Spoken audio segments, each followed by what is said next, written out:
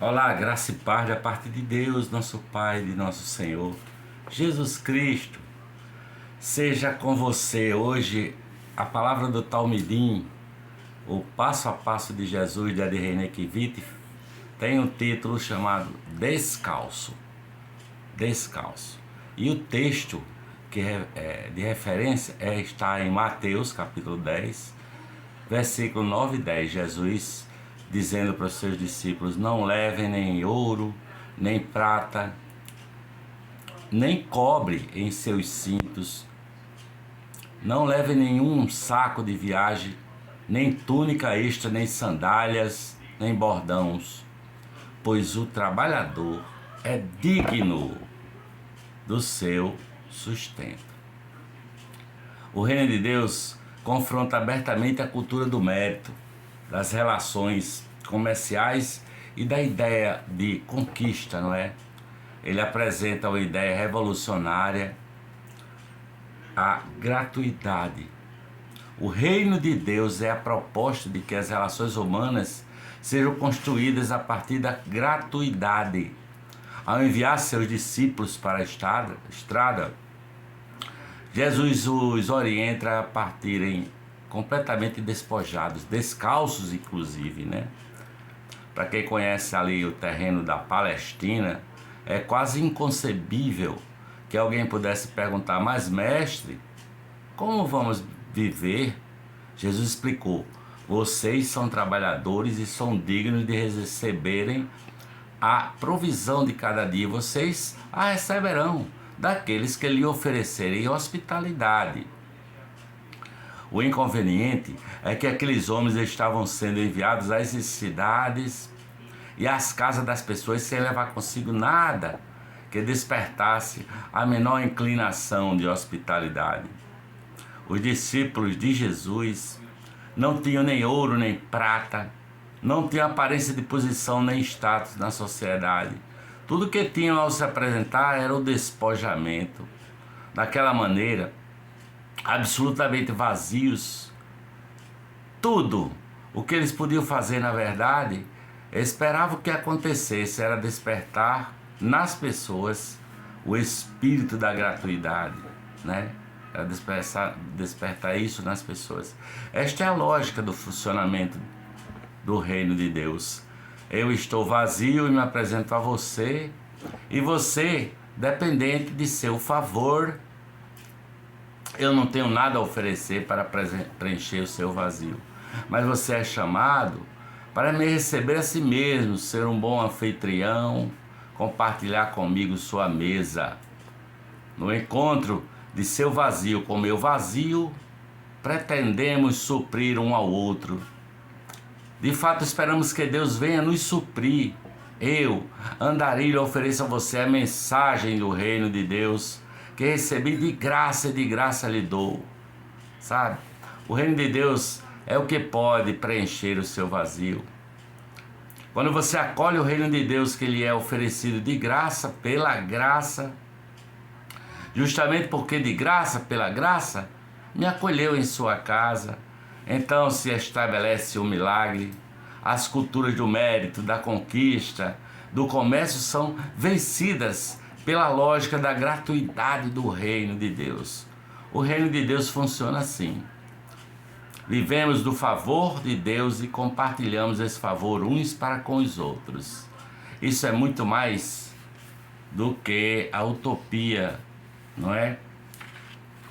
A utopia do reino de Deus é a nossa missão, de fato, sabe?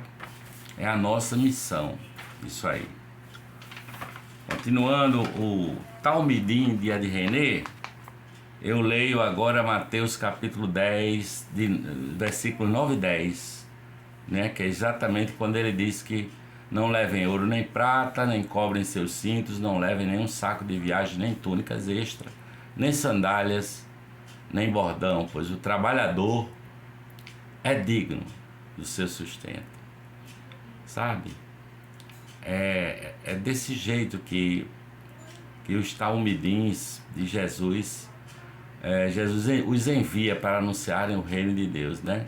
nesse despojamento de tudo, sem nenhum recurso financeiro ou material, sem nenhuma aparência de importância social, de status. O interesse de Jesus é que ele não desperte nas pessoas nenhum interesse de vantagem, exceto o desejo de participar do reino de Deus. Jesus propõe a lógica da gratuidade, mas Jesus também apresenta outro princípio ao lado da gratuidade, de que o trabalhador é digno do seu trabalho, do seu salário. Aqueles homens saíram pelas vilas e cidades despojados, descalços, e eram recebidos e hospedados pelas pessoas de boa vontade, sabe? As pessoas de boa vontade. A hospitalidade era assim uma virtude muito celebrada naquela sociedade. Lucas, o evangelista, quando narra essas mesmas orientações, ele informa que ainda que Jesus mandou, quando ele narra essas orientações, informa que ainda que Jesus mandou que seus talmidinhos comessem e bebessem apenas aquilo que lhe fosse colocado à mesa, tá? O círculo da gratuidade se fecha. Os apóstolos que ofereciam gratuitamente o reino de Deus é digno de receber salário, mas não o exige como condição para cumprimento de sua missão. No reino dos céus, ainda que sejamos dignos de salário, nós trabalhamos de graça e não poucas vezes pagamos para trabalhar, Tem um comentário rabínico da lei que diz assim, olha, se algum profeta pedir dinheiro, mande-o embora, pois é um falso profeta. O que nós fazemos para Deus é para abençoar pessoas no reino de Deus. Nós fazemos o que sabemos que temos de fazer, sabe? Porque temos um compromisso com o reino de Deus, entendeu? Uma compulsão em nosso coração. A isso nós chamamos vocação. Pouco ou nada a ver com ocupação ou profissão, não é? O trabalho no reino de Deus não é uma atividade profissional assim. Quem o executa vive segundo a lógica da gratuidade inerente a ele, sem exigência nenhuma, sabe? Os discípulos, os talmidim de Jesus, sabem que são dignos de um salário. Mas não é o salário que os motiva a servir a Deus no reino de Deus. Mateus capítulo 10, de 11 a 15, diz aqui no livro de Ed René, o Talmidim: na cidade povoada em que entrares, procurem alguém digno de recebê-los e fiquem em sua casa até partirem. Ao entrarem na casa, saúdem-a. Se a casa for digna, que a paz de vocês repouse sobre ela. Se não for, que a paz retorne para vocês. Se alguém não os receber, nem ouvir suas palavras, sacudam a poeira dos seus pés quando saírem daquela casa ou cidade. Eu lhes digo a verdade: no dia do juízo haverá menos rigor para Sodoma e Gomorra do que para aquela cidade. Os talmidim devem percorrer todas as cidades e vilarejos de Israel para anunciar a chegada do Messias e a presença do reino de Deus. Eles são orientados por Jesus a procurar em cada cidade uma casa onde pudessem ser acolhidos e hospedados. Acolher os discípulos de Jesus equivale a acolher o próprio Jesus, assim como acolher os que anunciam o reino de Deus equivale a acolher o próprio reino anunciado. Jesus orienta seus discípulos a saudarem seus anfitriões ao entrar na casa deles. E a saudação que devem estender a seus anfitriões é a paz, é shalom. Não é? Essa palavra shalom geralmente é traduzida como paz, mas seu significado é bem mais amplo. Shalom é prosperidade e fartura. Shalom é abundância para tudo e para todos. Olha só que coisa boa. Ou seja, shalom é o reino de Deus onde há plenitude para todos, todas as pessoas. Shalom é o mundo, é o reino de Deus, é o mundo da fraternidade universal, e por essa razão deve ser construído na perspectiva do encontro, o encontro entre os que anunciam a paz e os que recebem a paz. Receber a paz, isto é, acolher o shalom de Deus, é uma questão de hospitalidade fraterna, de partilha dos bens, sabe? E da vida na lógica da gratuidade. Os que acolhem o reino de Deus passam a viver na perspectiva da comunhão, em uma sociedade de justiça e paz.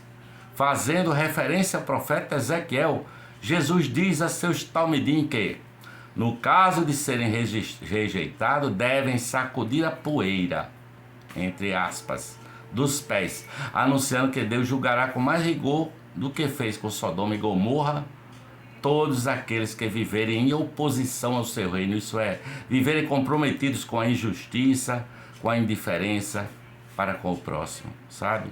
O Shalom de Deus é prosperidade. E toda prosperidade é riqueza coletiva, partilhada, da hospitalidade fraterna e da sociedade que celebra a gratuidade da bondade de Deus. Um beijo no seu coração, por aqui eu digo amém.